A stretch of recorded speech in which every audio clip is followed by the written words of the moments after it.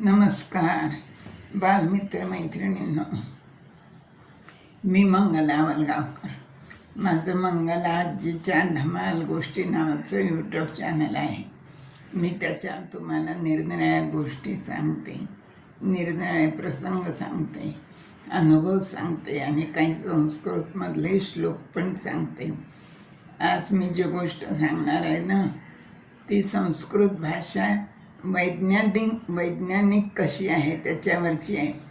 वैज्ञानिक भाषा संस्कृत असं त्या गोष्टीचं नाव आहे. तर ही भाषा सूत्रमय आहे, अगदी कमी शब्दात भरपूर अर्थ सांगणारी आहे आणि कॉम्प्युटरसाठी अगदी योग्य अशी ही भाषा आहे. तर पूर्वीच्या काळी भारतामध्ये ही बोलीभाषा होती. घराघरात हीच भाषा बोलली जात असे. आज जसं आपण मराठी बोलतो तसं. तर आपलं सगळं वैदिक वाङ्मय जे आहेत, वेद, उपनिषद, त्याच्यानंतर स्मृती, श्रुती, पुराण, भागवत पुराण, त्याच्यानंतर रामायण, महाभारत सगळं संस्कृत भाषेतच लिहिलेलं आहे. आणि संस्कृतमधले मोठमोठे पंडित त्या काळात होऊन गेले. त्या काळातला एक पंडित, त्याचं दंडी नाव होतं बरं का. काय नाव होतं? दंडी. तर त्या दंडीने दशकुमार चरितम नावाचं नाटक लिहिलेलं आहे आणि त्याच्यात 10 राजपुत्रांची माहिती त्यांनी लिहिलेली. तर त्याच्यामध्ये एक विश्रुत नावाचा राजपुत्र असतो, त्याच्यावर त्यांनी माहिती लिहिलेली आहे.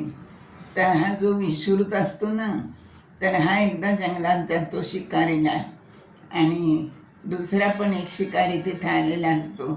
तर त्या दुसऱ्या शिकाऱ्याचा बाण त्याला लागतो आणि त्याचा खालचा ओठ तुटतो. तर अशी त्याची परिस्थिती होती, म्हणजे त्याला खालचा ओठ नसतोच. मग आता त्याचं तर चरित्र लिहिलं आहे आणि तो हे करणार आहे, बोलणार आहे. तर त्या दंडीने काय केले, त्या पूर्ण त्याच्या चरित्रात ओठामुळं बोलणारे शब्द, ज्याला ओष्ठव्य किंवा ओष्ठांग म्हणतात, ते म्हणजे कोणते तर प वर्ग, प, फ, ब, फ, म ही 5 अक्षरांची दोन्ही ओठानं मिळवल्याशिवाय बोलताच येत नाहीत अशी आहे. तो प वर्ग किंवा ती ओष्ठांग सगळी अक्षरं टाळून त्यांनी ते पूर्ण चरित्र लिहिलेलं आहे. तर असं त्या दंडीचं विशेष महत्त्वाचं स्थान आहे. आणि संस्कृत भाषा बोलीभाषा होती हे तर आपल्याला आज खरंच वाटत नाही, कारण आत्ता मधल्या काळात तर संस्कृत भाषा मृत घोषित करण्याचा सरकारचा प्रयत्न होता. पण काही संस्कृत जाणकारांनी त्याला विरोध केला आणि ते तसं होऊ दिलं नाही.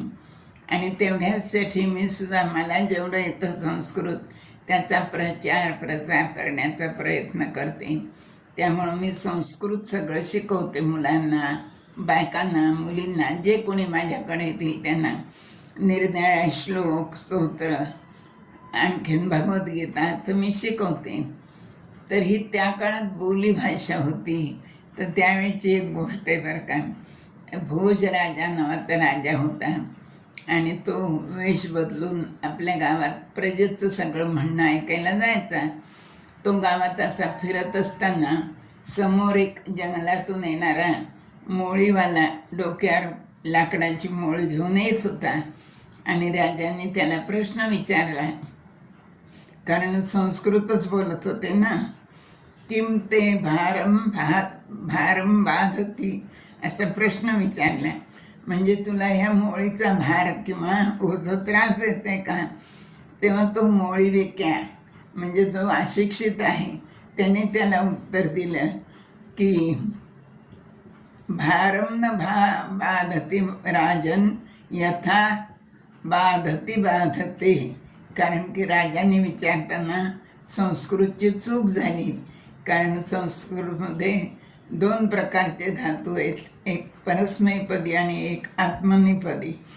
तर हा धातू आत्मनेपदी आहे आणि त्याचं योग्य रूप बाधते पाहिजे, बाधतीच्या ऐवजी. म्हणून मग तो मोळी वाक्यात त्याला म्हणतो की भारम न बाधती राजन यथा बाधती भारते. हा भार मोळीचा मला काही त्रास देत नाही, त्याचा काही त्रास होत नाही आहे. पण तू जे अशुद्ध बाधती हे वापरला शब्द, त्याचा मला मात्र खूप भार होतोय किंवा खूप त्रास होतोय. तर इतकी ती भाषा त्यावेळेला प्रगत तर होतीच, पण वापरात होती. तर अशी ही संस्कृत भाषा वैज्ञानिक आहे आणि त्याच्यासाठी ही 2 उदाहरणं मी तुम्हाला सांगितली. धन्यवाद.